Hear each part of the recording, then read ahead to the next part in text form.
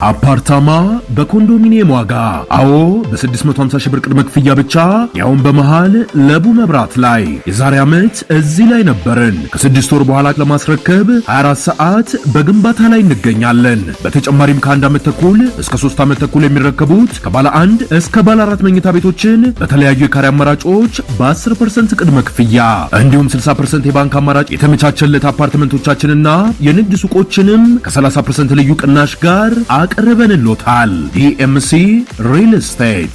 ሰላም ጤናና ፍቅርን በረከትን ያድልኝ። ክቡራትና ክቡራን የሣድስ ቤተሰቦቼ በረከት ገበሬዋን በተመለከተ በጣም ክሪቲካል ነገር ነው የተሰማው። እንግዲህ ክቡራትና ክቡራን የሣድስ ቤተሰቦቼ በረከት ገበሬዋን ወይም በረከት ወርቁ የተባለችዋን በማጭበርበር ወንጀል የምትፈለገዋን ሴት በተመለከተ እኛ አስቀድመን ከአመታት አስቀድመን በጣም ብዙ ማስጠንቀቂያ እኔ እንግዲህ በሰራሁት ቪዲዮ ላይ በጣም ብዙ ነገር እንደነበረ ታውቃላችሁ። አሁን ባለበት ሁኔታ ጉዳዩ ተጓቶ በጣም ከፍተኛ ችግር ወይም በጣም ከባድ የሚባል በሀገሪቱ ሕግ ላይ ከባድ የሚባል ወንጀል ነው የሰራችው። ስለዚህ ከዛ ጋር ተያይዞ የክስ እንደነበረባትና ሀገር አቋርጣ እንደወጣች ይታወቃል። አሁን አልተቋረጠም። እሷም ጉዳዩን ሸሽታ ለመደበቅ ብትሞክርም ጉዳዩ እስከ ኢንተርፖል ሊወስድ የሚችለውን ቁልፍ ዛሬ እና ትላንትና እየሰማን እንገኛለን። በፌዴራል ከፍተኛ ፍርድ ቤት ሰኔ 19 2018 ወይም ትላንትና ጁን 26 2026 ማለት ነው በዋለው ችሎት ላይ በነዳጅ ኮንትሮባንድና በከባድ የሙስና ወንጀል የተከሰሰችው ወይዘሮ በረከት ወርቁ ወይም በረከት ገበሬዋ በሌለችበት በኮንትሮባንድ ክሱ ሂደቱ እንዲቀጥልባት መወሰኑ ተነግሯል ማለት ነው። ይሄ ምን ማለት እንደሆነ ልንገራችሁ። በፍርድ ቤቱ ቀደም ሲል በሰኔ 1 2018 የዋለው ችሎት ነበረው። በዛ ላይ እንግዲህ በረከት የምትባለው ሴት በጋዜጣ ጥሪ እንዲደረግላት ባዘዘው መሰረት በሰኔ 8 ቀን 2018 በሰኔ 8 2018 ወይም በአዲስ ዘመን እና በሰኔ 18 2026 አሁን ሰኔ 8 2026 እና ሰኔ 18 2026 እንደ አውሮፓውያን ዘመን አቆጣጠር በኢትዮጵያ ሄራልድ ጋዜጣ ጥሪ ተደርጎላት ሳትቀርብ ቀርታለች። ከዛም እሷ ክሷ በሌለችበት እንዲታይ ተወሰነ ማለት ነው። ይሄ ምን ኢምፓክት እንዳለው ቀጥዬ ያሳያቸዋለሁ። ማለትም በሄራልድ ጋዜጣ ላይ ጥሪ ተደርጎላት ባለመገኘቷ ምክንያት የተወሰነው ውሳኔ ምን ነገር ይዞባት ሊመጣ እንደሚችል መረጃዎችን በደንብ አደራጅቼላችኋለሁ።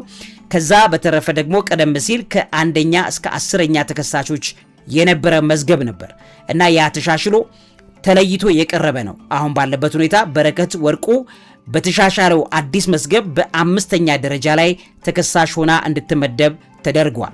ከዛ ውጭ እንግዲህ በረከት ወርቁ ወይም በረከት ገበሬዋ ሌሎች ከፍተኛ የመንግስት የሥራ ኃላፊዎች ከጅቡቲ የመጣንና የመንግስትን ድጎማ የተደረገበትን ነዳጅ ከቁጥጥር ውጪ በማድረግ ለኮንትሮባንድ ንግድ በማመቻቸት ከሀገር ላይ የነዳጅ እጥረት እንዲከሰት በማድረግ ከባድ የሙስና ወንጀል ተከሰዋል ማለት ነው አብረዋት ያሉ ሰዎች።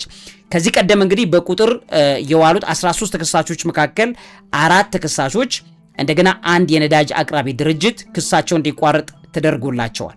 በአሁኑ ወቅት ክሳቸውን የሚከታተሉ ተከሳሾች ወደ 9 ዝቅ ብሏል ማለት ነው። ከነዚህ መካከል በ5ኛ ደረጃ ላይ በረከት ገበሬዋ ተቀምጣለች። እንግዲህ ምን ማለት ነው የሚለውን ነገር በደንብ ላሳያችሁ።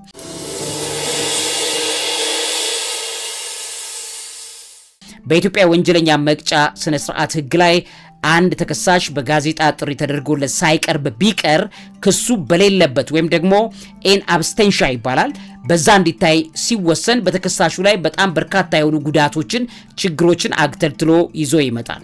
አንደኛ ራሷን በረከት ገበሬዋን አሁን ጋዜጣ ላይ ታውጆ መገኘት ባለመቻሏ ራሷን የመከላከል መብት ታጣለች የሚል የባለሙያዎችን መረጃ አግኝቻለሁ። የምስክሮች መስቀለኛ ጥያቄን በተመለከተ ለምሳሌ አቃቤ ህግ የሚያቀርባቸው የምስክሮች ቃል አለ። ያንን የሚያስተባብል ወይም ጥያቄ የሚጠይቅላት ጠበቃ ወይም እሷ ራሷ አትኖርም ማለት ነው። ሌላኛው የማስረጃ መከላከያ ነው። ንጽህናዋን የሚያስረዱ የሰነድም ሆነ የሰው ማስረጃዎችን ለፍርድ ቤቱ ማቅረብ አትችልም። ሌላኛው የጥፋተኝነት ውሳኔ እድል ይጨምርባታል።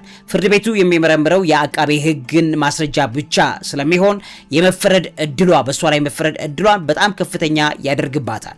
አንደኛው ራሷን የመከላከል መብቷ ላይ ከባድ ጉዳት ያመጣዋል ማለት ነው። ሁለተኛው ከዚህ ጋር ተያይዞ የንብረት መታገድና መወረስ ጉዳይ አብሮ ሊከሰት ይችላል። ሌላኛው ምንድነው? የሀብት እገዳ በሌለችበት የምትከሰስ ከሆነ በሙስና ወንጀል በመሆኑ ፍርድ ቤቱ በኢትዮጵያ ውስጥ ያሉትን ማናቸውም ተንቀሳቃሽና የማይንቀሳቀስ ንብረቶቿን፣ ቤቶቿን፣ መኪናዎቿን፣ የባንክ አካውንት እንዲታገዱ ሊያደርግ ይችልባታል ማለት ነው በጋዜጣ ታውጆ መገኘት ባለመቻሏ። ስለዚህ የውርስ ጉዳይ ሊመጣ ይችላል።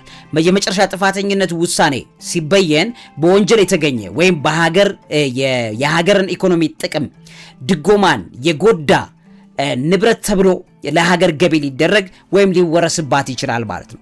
ይሄ ሁለተኛው የንብረት መታገድና መወረስ ነው። ሶስተኛው ዓለም አቀፍ የእስር ማዘዣ ወይም ኢንተርፖል ሬድ ኖቲስ ሊወጣ ይችላል ማለት ነው። ክትትልና አደን የሚባለው ጉዳይ ነው።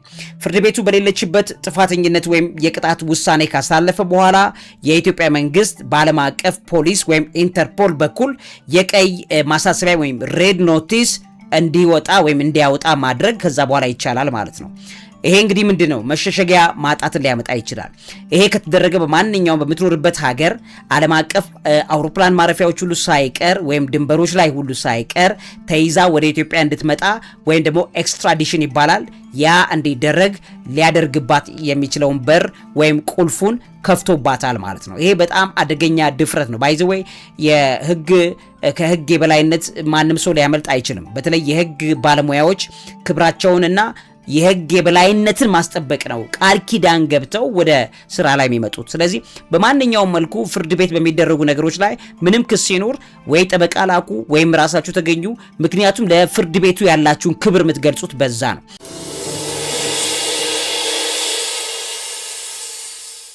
ምክንያቱም ዳኞች እዛ ቦታ ላይ ሲቀመጡ ጠበቃዎችም ለስራ ጉዳይ እዛ ሲሰለፉ መጀመሪያ ቃል ገብተው ወደ ሙያቸው የሚገቡት ህጉን እናስከብራለን በሚል ለህጉ ነው ኪዳን ገብተው የሚወጡት። ስለዚህ እነዚህ ሰዎች ጋር ምንም አይነት መሰፋፈጥ አያስፈልግም። በማንኛውም መልኩ ለህጉ ተገዢ መሆን እግዚአብሔር ላስቀመጠልን ህግ ተገዢ እንድንሆን ያደርገናል። የህግ የበላይነት ማለት እግዚአብሔር የህግ አምላክ ነው። እንደምታውቁት በዘመነ ልቦና የህግ ስርዓት የሰጠን አምላክ ነው። ስለዚህ ዳኞችን አስቀምጧል። በዛ ስርዓት መሰረት ምድር እንድትተዳደር ከሙሴ ጀምሮ ያለው ህግ ቀጥሏል። ሙሴ መጀመሪያው የህግ ሰው እንደሆነ ታውቃላችሁ። ስለዚህ ያ ማለት ክብር ለህጉ ሲሰጥ ማለት ለእግዚአብሔር ነው የሚሰጠው። ስለዚህ ማንም ሰው ለህግ ሲገዛ ከእግዚአብሔር የሚበልጥ የለም ማለት ነው። ከህግ የሚበልጥ የለም ማለት ያ ነው። ስለዚህ ምንም ነገር እንኳን ቢመጣ የህግ ባለሙያዎች እናንተን ለህግ ስለተገዛችሁ ብቻ የሚደረገው መልካምነት ያለው አስተሳሰብ ጭንቅላታቸው ለአእምሯቸው ላይ መጨመር ትችላላችሁ። ለህግ መገዛት ማለት በጣም ለእግዚአብሔር ህግ መገዛት እንደሆነ መታወቅ መቻል አለበት። የምድር ህግ ሁሉ የወጣው ከመጽሐፍ ቅዱስ እንደሆነ ስለምታውቁ። ስለዚህ ይሄ እንግዲህ የቀይ ኖቲስ ሬድ ኖቲስ ሊወጣባት ይችላል። ዓለም አቀፍ ኢንተርፖል ሊያወጣ የሚችለው መንገድ በር ተከፍቶባታል ማለት ነው። በአራተኛ ደረጃ በሌለችበት የሚወሰን ቅጣት ወይም ይግባኝ የማለት መብቷን ያጠብባታል። በሚገርማችሁ ሁኔታ ፍርድ ቤቱ ሂደቱን ጨርሶ የዓመታት ጽኑ እስራት ሊበይንባት ይችላል። ይሄ ቅጣት እሷ በሌለችበት መዝገብ ላይ ሰፍሮ ይጠብቃታል ማለት ነው።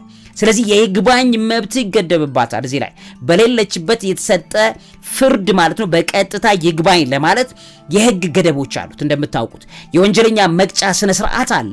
ያ ህጉ ላይ በአንቀጽ 197 ላይ እና ተከታታዮቹ አንቀጾች ላይ የተቀመጠ ህግ አለ። ስታነቡ ተከሳሹ በቅን ልቦና ሳይቀርብ የቀረ ካልሆነ በስተቀር ማለትም አንዳንዴ ወይኔ ይላል ሰውየው ድንግጥ ብሎ ሳያውቀው በቃ የሆነ ነገር ተፈጥሮ በቅን ልቦና ካልሆነ በቀር በራሱ ፈቃድ ሸሽቶ ከሀገር ወጥቶ ኮብልሎ የሷቀው በጣም ክሪቲካል ነው።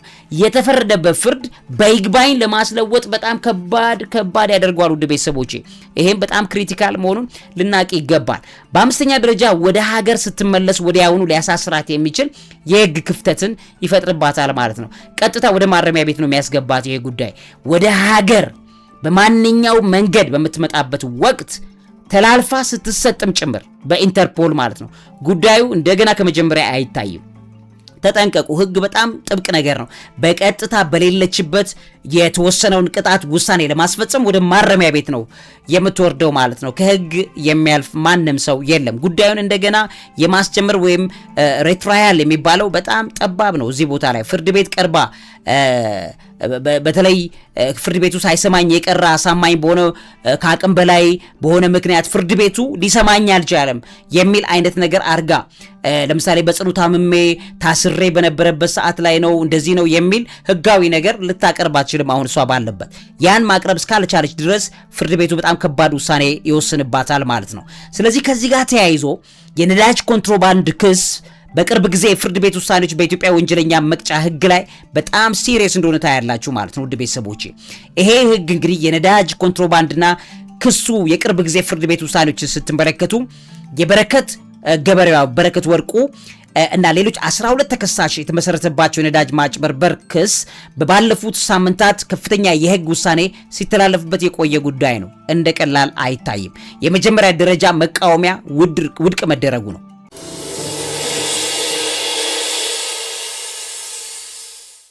በቁጥጥር ስር የዋሉ ተከሳሾች ጠበቆቻቸው ያቀረቧቸውን አብዛኛዎቹን የክስ መቃወሚያ ፍርድ ቤቱ ውድቅ አድርጎታል። የሚገርማችሁ ማለት ነው አቃቤ ህግ ያቀረበውን ክስ ፍርድ ቤት ቀርቦ በማስረጃ ሊረጋገጥ የሚገባው ነው ሲል የመዘገቡ ሙሉ ይታወቃል። እንደምትሰማችሁት የመዝገብ መለያየትም ወይም ሴፓሬሽን ኦፍ ቻርጅስ የሚባለውም ተሰምቷል። የልደታ ከፍተኛ ፍርድ ቤት የሙስና ወንጀሎች ችሎት ቀደም ሲል የቀረበውን የጋራ ክስ መዝገብ በአግባቡ አልተቀናጀም የሚለውን የተከሳሾችን መቃወሚያ ተቀብሎ የክስ መዝገቡ በሁለት እንዲከፈልና እንዲሻሻልም ወስኗል። በዚህ መሰረት የነበረከት ወርቁ መዝገብም ተለይቷል ማለት ነው። ከዚህ ጋር ተያይዞ አቃቤ ህጉ እንዳቀረበው ተከሳሾቹ የ2.6 ቢሊዮን ብር በላይ ዋጋ ያለውና መንግስት ድጎማ ያደረገበትን የህዝብን ነዳጅ በዲጂታል ክፍያ ያውን በቴሌብር ስርዓት ሆን ተብሎ ያንን ስርዓት በመጣስ መረጃዎችን በመደበቅ ሰነድ በማጭበርበር ወደ ጥቁር ገበያ ኮንትሮባንድ እንዲዞር አድርገዋል ነው የሚለው። እና ይሄ ድርጊት በሀገሪቱ ላይ በጣም ከፍተኛ የሆነ የነዳጅ እጥረትና የኢኮኖሚ ቀውስን አስከትሏል በሚልም በዛ ላይ አዲስ ፎርቹን ላይ እንደቀረበው ማለት ነው ያንን ነገር አድርጎታል። ከዚህ አንጻር እንግዲህ ወይዘሮ በረከት ገበሬዋ ፖሊስ ክትትል ያደረገባት በነበረበት ወቅት ከባለቤቷና ከልጆቿ ጋር ወደ አየርላንድ ማምለጧ በቲክቶክ ገጽታ ላይ ቀጥታ ላይቭ ወጣ ይፋ ማድረጓ በህግ ማለት በጣም ሲሪየስ ጉዳይ ነው። ውድ ቤተሰቦቼ ይሄ በሲሪየስ ጉዳይ የተያያዘ ነው። ሌላኛው እንግዲህ በኢትዮጵያ ወንጀል ህግ ላይ በስነ ስርዓቱ መሰረት የይግባኝ አጠያየቅ ስነ ስርዓት ላይም ከባድ ነገር ያመጣል። አንድ ተከሳሽ በሌለበት ወይም ኢን አብስቴንሺያ ጥፋተኛ ተብሎ ከተፈረደበት በኋላ ጉዳዩን በይግባኝ ለማስለወጥ ወይም እንደገና ለማስጀመር ሪትራያል ይባላል። በጣም ጥብቅ የሆነ የህግ ስርዓቶች አሉት። አንደኛ የይግባኝ መብት መገደብ ነው። በህግ መሰረት ተከሳሹ ሆን ብሎ ፍርድ ቤት ሳይቀርብ ከቀረ ኮብልሎ ከሆነ በሌለበት የተሰጠው ጥፋተኝነት ፍርድ በቀጥታ የይግባኝ መቃወም መብቱ በጣም የጠበበ ነው የሚለው።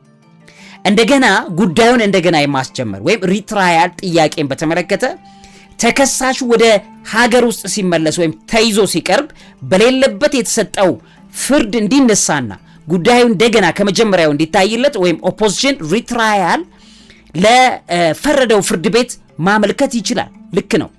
ነገር ግን ያሳማኝ ምክንያት ግዴታ አለ። ፍርድ ቤቱ መዝገቡን እንደገና የሚከፍተው ተከሳሹ ሳይቀርብ የቀረ ሆን ብሎ ፍርድ ለማምለጥ ሳይሆን ነው የሚለው። ከአቅም በላይ በሆነ አሳማኝ ምክንያት ለምሳሌ በህመን በሌላ ፖሊስ በቁጥጥር ስር ውሎ በመታሰር ወይም በጥሪው ጋዜጣ ሊደርሰው በማይችልበት ሁኔታ ውስጥ ለምሳሌ አንዳንዴ ከቴክኖሎጂ ከሶሻል ሚዲያ ወይም ከመረጃ ውጪ በሆነ ቦታ ላይ እሷ ግን ላይቭ ነው ያለችው። አሁንም በቲክቶክ በዩቲዩብ በግልጥ ነው ያለችው። እቺ ሰው እንደዚህ አይነት ብላ እንኳን ማቅረብ አትችልም። ስለዚህ የውሳኔው መጽናት ይቀጥላል ወይም ስትሮንግ ይሆንባታል።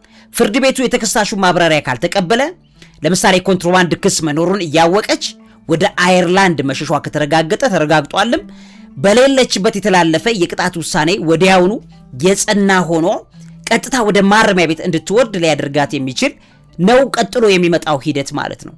እና ልጅቱ ብስለት የላትም። በጣም በሚያሳዝን ደረጃ ብስለት እጥረት ነው የምታዩት ውድ ቤተሰቦቼ።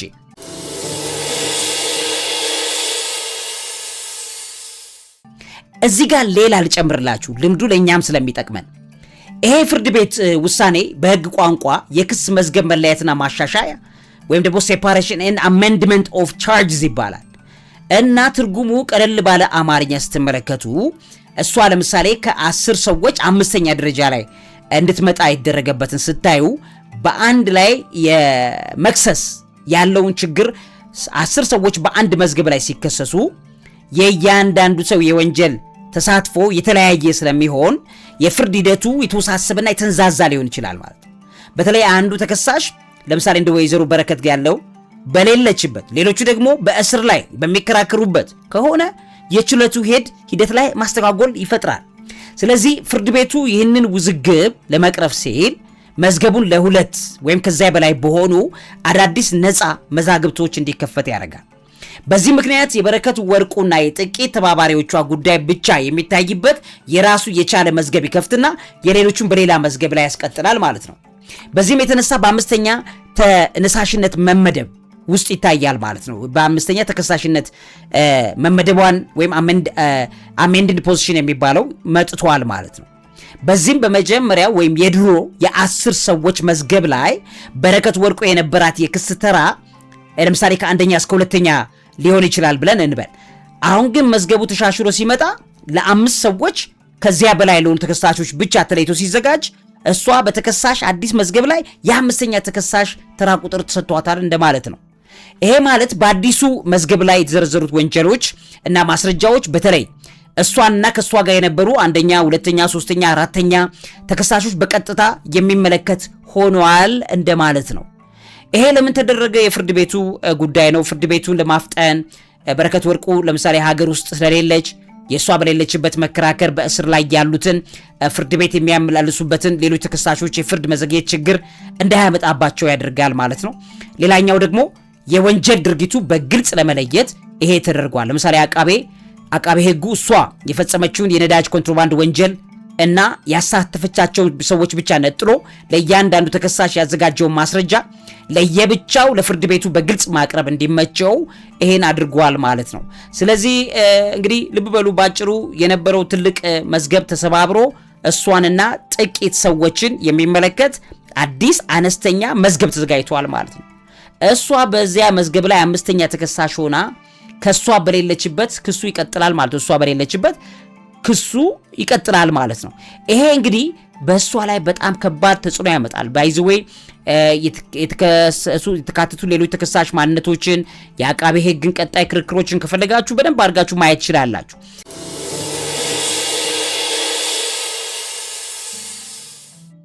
ስለዚህ ውድ ቤተሰቦቼ አንድ ሰው ከሕግ ማምለጥ አይችልም። ባይዘዌይ ምንም ነገር አድርጉ ምንም ይምጣ ሕግ ፊት ላይ ጨዋ ሆናችሁ መገኘት በጣም ጥሩ ነው።